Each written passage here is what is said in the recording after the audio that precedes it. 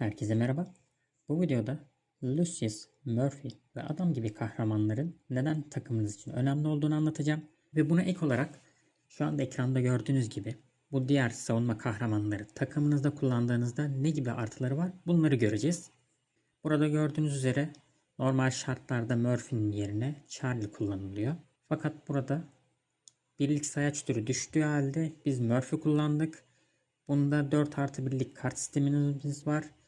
Bu birlik sayıcı türünü %15 yerine %20 yapacak. Bu detaylara girmeden önce gelin hep beraber neden Lucius Charles'dan daha çok savunma veriyor? Aynı şekilde Murphy ve adamın ne gibi artıları var onlara bakalım.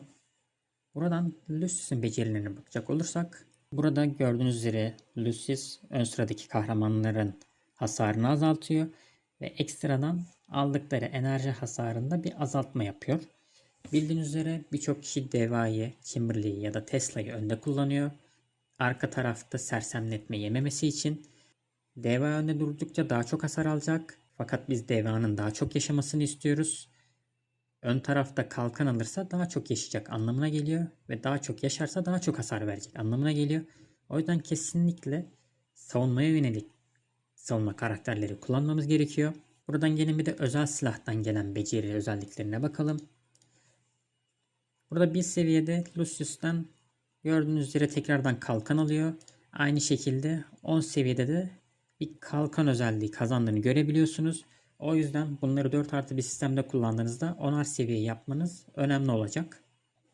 DVA'nın becerilerine bakacak olursak bu becerilerin herhangi birinde bir savunmaya yönelik bir şey göremiyorsunuz.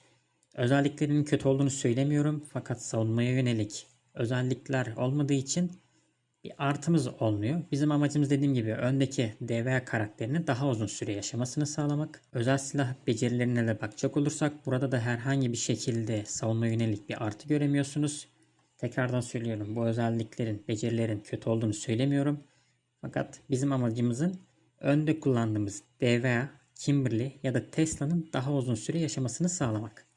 Şimdi bizim burada Lucius'un savunma açısından ne gibi artıları var onu gördük. Aynı şekilde Murphy'ye bakacak olursak aynı şekilde ön sıradaki birimler için hasar azaltma verdiğini görüyoruz. Burada da aynı şekilde fiziksel koruma yapıp öndeki birimlerin hasar almasını azaltıyor ve kalkan veriyor. Murphy'nin aynı şekilde özel silah becerileri de aynı şekilde kalkana yönelik artılar veriyor. Ve son olarak adama bakacak olursak eğer adamın da aynı şekilde ön sıradaki kahramanlara kalkan verdiğini, ekstradan savunma almalarını ve hasar azaltması sağladığını görebiliyorsunuz. Özel silah da aynı şekilde kalkana yönelik, savunma yönelik artılar veriyor. Bu bahsettiğim kahramanları 10'ar seviyeye ulaştırmanız önemli. Yani gidip adamı Lucius ya da Murphy'yi özel silahını açmadan kullanmaya çalışmayın. Ekstra bir özellik alamazsınız. Maksimum verim için bunları 10'ar seviyeye ulaştırıp takımınızda kullanmaya çalışın. Gelin tekrardan takıma dönelim ve neden bunların önemli olduğuna orada biraz daha değinip raporlara göz atalım. Burada gördüğünüz üzere DVM önde. Bahsettiğim gibi Lucius ve Murphy ön sıradaki kahramanlara kalkan veriyor. Özel silahlarının ekstradan savunma özellikleri geliyor. Bu sayede DVM daha uzun süre yaşayacak ve daha çok hasar verebilecek ve birçok savunma özellikleri tüm takıma da etki ettiği için tüm takım daha çok hayatta kalacak ve tüm takım tüm özelliklerini daha fazla kullanabilecek. Bu sadece hava takımı için değil, diğer takımlar için de geçerli. Ve burada Murphy kullanmak zorunda değilim. Murphy yerine adam da olabilirdi. Bunun tabii ki de farklı artıları var. Size farklı raporlar göstereceğim. O durumları kendinize göre yorumlayabilirsiniz. Ona göre kullanacağınız karakteri seçebilirsiniz. Raporlara geçmeden önce iki şeyden bahsetmek istiyorum. Burada gördüğünüz üzere 4+1'lik sisteme geçtiğiniz takdirde, yani Charlie yerine Murphy kullandığınız takdirde %20'den %15'lik bir özelliğe düşeceksiniz. Bu durumu sezon 4'te gelen kart sistemi ile düzeltebiliyorsunuz. Onu da gösterecek olursam. Burada görebileceğiniz üzere 4+1'lik sistem var. Herhangi bir takımı 4+1 olarak kullandığınızda, yine 4 havacı bir tank, 4 havacı bir füze olarak kullandığınız takdirde %15 yerine tekrardan %20, yani 5 havacı kullanıyormuşsunuz gibi buff alıyorsunuz. O yüzden takımınız ekstra savunmaya yönelik, hasara yönelik oluyor. Çok daha fazla verim alabiliyorsunuz. Sezon aralarında bu kartlar gidiyor.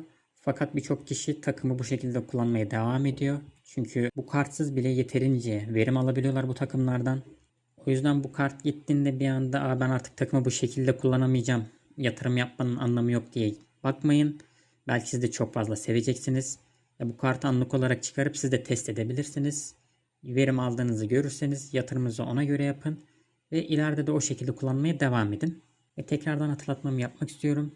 Videoyu bu noktada durdurup videoyu beğenmeyi, yorum yapmayı unutmayın. Ve kanala abone olursanız sevinirim. Gelin raporlarla devam edelim. Normal şartlarda bildiğiniz üzere tank takımı havacı takımına karşı dezavantajlı. Burada da görebileceğiniz üzere ağır bir farkla yenilmiş durumdayım. Fakat diğer rapora bakacak olursak 4+1'lik sisteme geçip Williams yerine adam kullandığım takdirde aradaki farkın ne kadar azaldığını rahatlıkla görebilirsiniz. Normal şartlarda siz de zaten tank takımı kullanıyorsanız hava takımlarına karşı ne kadar güçsüz hissettiğinizin farkındasınızdır. Hava takımlarından dezavantajlısınız. Bu şekilde de hava takımlarına karşı dezavantajınızı bir şekilde artıya çevirirseniz daha çok eğlenebilirsiniz. Ve buradaki rapora bakacak olursanız eğer burada da Williams yerine Lucius kullanılmış ve neredeyse beni yenmiş. Ve burada göstermek istediğim bir diğer durum ise burada 4+1'lik kart henüz kullanılmamış ve ona rağmen neredeyse beni yenebilmiş. Ben normal şartlarda neredeyse 60-62 milyon tankları yenebiliyorum. Ve buradaki durumda 58 milyonluk tank beni yenebilecek duruma gelmiş. Kart kullandığı takdirde kesinlikle beni yenebilecek. Kartsız bile bu şekilde işlediğini görebiliyorsunuz. Ve bu da bir diğer raporumuz. Burada da aynı şekilde Williams yerine Lucius kullanılmış. Görebileceğiniz üzere yakın takımlar ve neredeyse tank takımı hava takımını yenmiş durumda. Burada seçim tamamen size kalmış. Siz de bu durumları test edebilirsiniz. Bir kişiyle anlaşın. Takımın hiçbir şeyini değiştirmeyin. Başlangıçta 5 tank kullanıp o takıma vurun. Raporu saklayın. Ve sonradan hangi takımı kullanıyorsanız bir tane savunma karakterini değiştirip tekrardan o kişiye vurun. Ve farkı kendiniz gözlemleyin. Daha net sonuçlar alırsınız. Eğer kafanıza yatıyorsa da bunu kullanmaya devam edersiniz. Ona göre yatırımınızı yaparsınız. Kafanıza takılanları yorumlarda sorabilirsiniz. Videoyu beğenmeyi, yorum atmayı ve kanala abone olmayı unutmayın. Görüşmek üzere.